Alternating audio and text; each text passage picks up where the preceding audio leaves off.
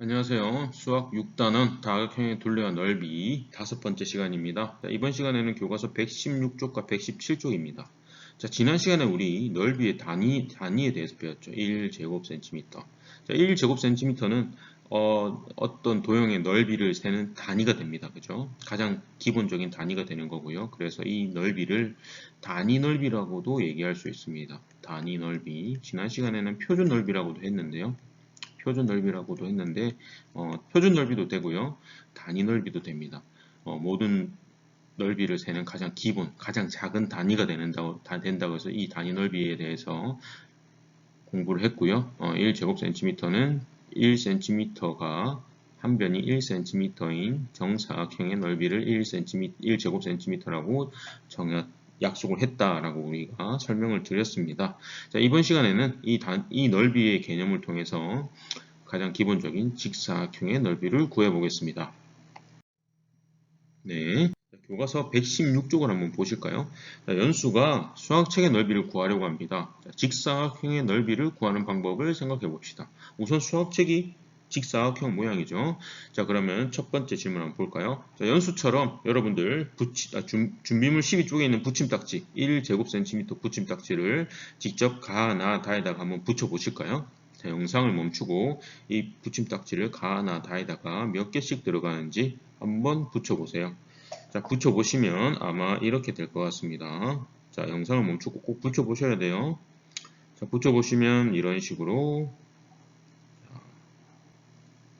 이렇게 그 다음 다는 선생님 손으로 그리기 때문에 조금 삐뚤한 거 좀 이해해 주시고요. 자, 그러면 여기에는 단위 넓이가 몇 개 들어가나요? 1제곱cm가 8개 들어가죠. 그래서 가는 8제곱cm, 나는 12제곱cm, 다는 16제곱cm라는 것을 알 수 있습니다. 자, 그런데 방금 연수처럼 그리고 여러분들이 했던 것처럼 단위 넓이 붙임딱지를 모두 다 붙여서 넓이를 구했을 때 어떤 불편한 점이 있나요?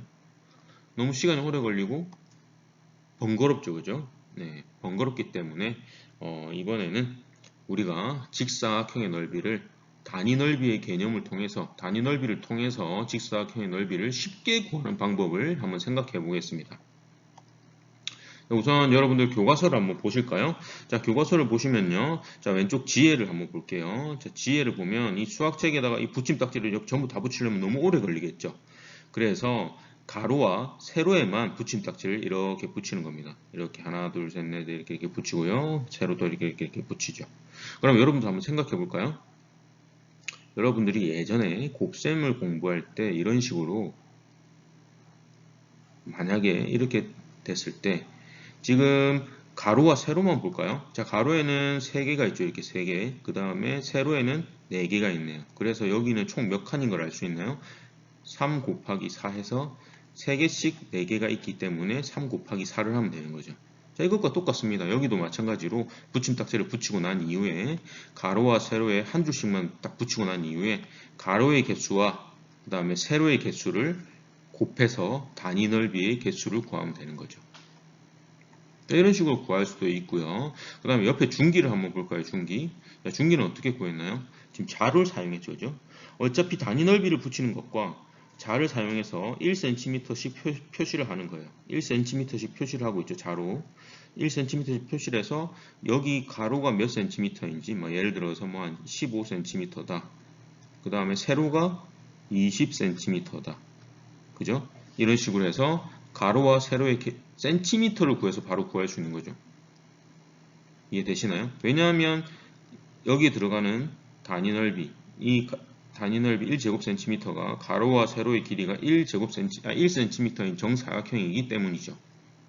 그래서 각 변에 1cm가 몇 개인지 표시한 다음에 1cm의 개수를 곱해서 단위 넓이의 개수를 구할 수 있는 거죠. 이해되시나요?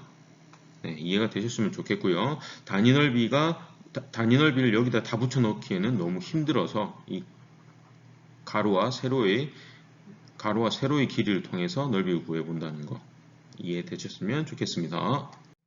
자, 그럼 교과서 117쪽으로 넘어가서요. 직사각형의 넓이를 구하는 방법을 알아보겠습니다. 이번에는 단위 넓이 붙임딱지를 사용하지 않고요. 자를 사용해서 방금 우리 설명드렸죠. 자, 자를 사용해서 직사각형 가나다의 넓이를 구해볼 건데요. 우선 가를 한번 여러분들 자가 있으면 가나다의 가로 세로 길이를 직접 한번 다 재어보세요. 자, 가의 가로는 몇 cm가 나오나요? 아마도 4cm가 나올 겁니다. 그 다음에 세로는 몇 cm일까요? 2cm가 되겠죠. 자, 이거는 무엇인가요? 자, 4cm는 1cm가 4개가 있는 거죠. 그죠? 이렇게 4개가 있는 거고, 2cm는 1cm가 2개가 있는 거죠. 그러면 단위 넓이, 여기 있는 단위 넓이가, 이게 단위 넓이가 되겠죠. 그죠? 단위 넓이는 가로에 4개, 세로에 2개가 들어가 있으니까, 가로 4, 세로 2, 그래서 곱해서 8제곱cm가 되는 것을 알 수 있습니다. 자, 그 다음, 나도 한번 볼까요? 자, 나도 아마 가로가 4cm가 나오겠죠? 자, 그러면 이것도 1cm가 4개가 있다는 거고요. 세로는 몇 cm인가요? 3cm입니다. 세로는 3cm, 1cm가 3개가 있는 3cm죠. 자, 그러면 이런 식으로 굳이 붙임딱지를 붙이지 않더라도 자로만 재면 1제곱cm가 몇 개가 들어가는지 알 수 있는 거죠. 자, 가로에는 4개가 들어가고 세로에는 3개가 들어가기 때문에 총 4 곱하기 3이 되겠죠. 그래서 12제곱cm가 되겠습니다. 자, 다도 한번 볼까요? 가로가 4cm, 그 다음에 세로는 4cm, 세로도 4cm죠. 자, 그러면 굳이 단위 넓이를 붙이지 않더라도 1cm가 4개씩 들어가 있는 걸 알기 때문에 단위 넓이가 이렇게 들어가는 것을 우리는 알 수 있을 겁니다. 그래서 가로 4개, 세로 4개 4개씩 4개가 있는 거네. 그럼 4 곱하기 4에서 16제곱cm. 단위 넓이가 16개 들어가는 거구나. 이렇게 정리를 할 수 있을 겁니다. 이렇게 여러분들도 표를 통해서 한번 정리를 해보시면 좋겠습니다. 자, 그럼 이 표를 통해서 우리가 알 수 있는 게 있죠. 그죠? 자, 가의 넓이를 구하려고 했더니 결국에는 그냥 가로의 길이와 세로의 길이를 구해서 곱했더니 넓이가 나오구나. 나도 가로와 세로를 곱했더니 넓이가 나오네요. 다도 가로와 세로를 곱했더니 넓이가 나옵니다. 자, 이것을 통해서 우리가 알 수 있는 것.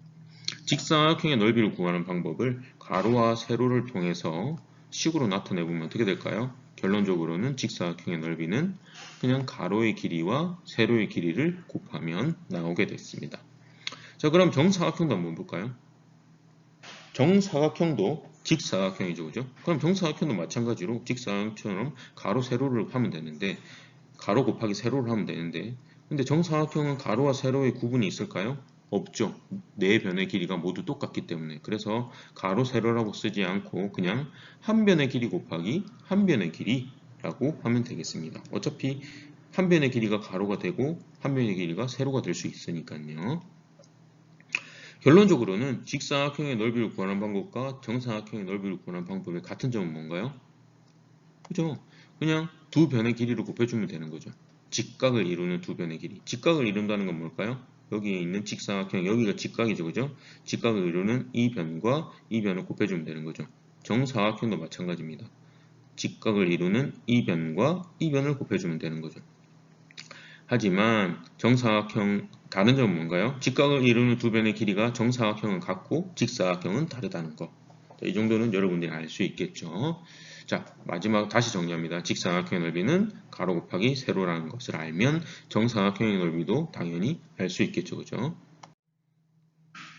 자, 그러면 한번 볼까요? 자, 직사각형 종이로 주어진 크기의 직사각형을 만들고 넓이를 구해봅시다라고 되어 있는데 우선은 넓이부터 구해보겠습니다. 자, 가로가 21cm고요. 세로가 27cm네요. 그죠? 자, 그러면 넓이를 구하려면 어떻게 해야 될까요? 곱해야겠죠. 그죠?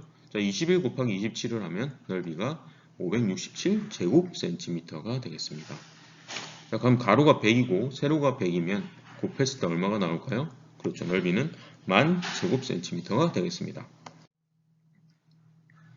자, 넓이가 다른 직사각형을 찾아서 기호를 써보세요. 자, 가의 넓이부터 구해볼까요? 직사각형 넓이는 어떻게 구한다고 했죠? 가로 곱하기 세로라고 했습니다. 그죠? 자, 그러면 가로가 얼마죠? 9cm, 세로는 얼마죠? 4. 그래서 넓이는 36인데 넓이의 단위는 뭔가요? 그렇죠. 다 표준 단위인 제곱센티미터. 여기 안에 다시 말씀드리면 36제곱센티미터는 이 가 넓이 안에 단위 넓이인 1제곱센티미터가 몇 개가 들어가 있는 거예요? 36개가 들어갈 수 있다는 뜻입니다. 자, 그 다음 나는 뭔가요? 가로 곱하기 세로죠. 그러면 여기는 가로 곱하기 4 곱하기 9네요. 그죠? 결론적으로는 36제곱센티미터로 똑같겠네요. 자, 다의 넓이는 얼마인가요? 6 곱하기 5죠. 그죠? 그래서 30제곱센티미터입니다. 자, 넓이가 다른 것은 무엇인가요? 다죠. 자, 문제 2번. 직사각형의 넓이를 구하는 식입니다. 가로 안에 들어갈 식 뭐죠? 네, 가로 곱하기 세로. 오늘 이번 시간에 배웠던 거죠. 문제 3번. 직사각형의 넓이를 구해보세요. 자, 이 가로의 길이가 6cm고요. 이 세로의 길이가 8cm라고 했을 때 넓이가 얼마나 나올까요? 여러분들 한번 구해보시고요. 구해보시면 6cm 가로 곱하기 8cm 세로를 하면 넓이는 얼마죠? 48제곱센티미터입니다.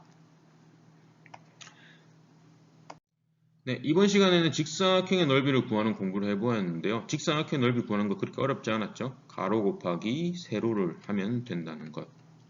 자, 이것만 기억하지 마시고요. 어떻게 직사각형의 넓이를 가로 곱하기 세로를 구하게 되었는지 수학책에서 단위 넓이를 붙여가면서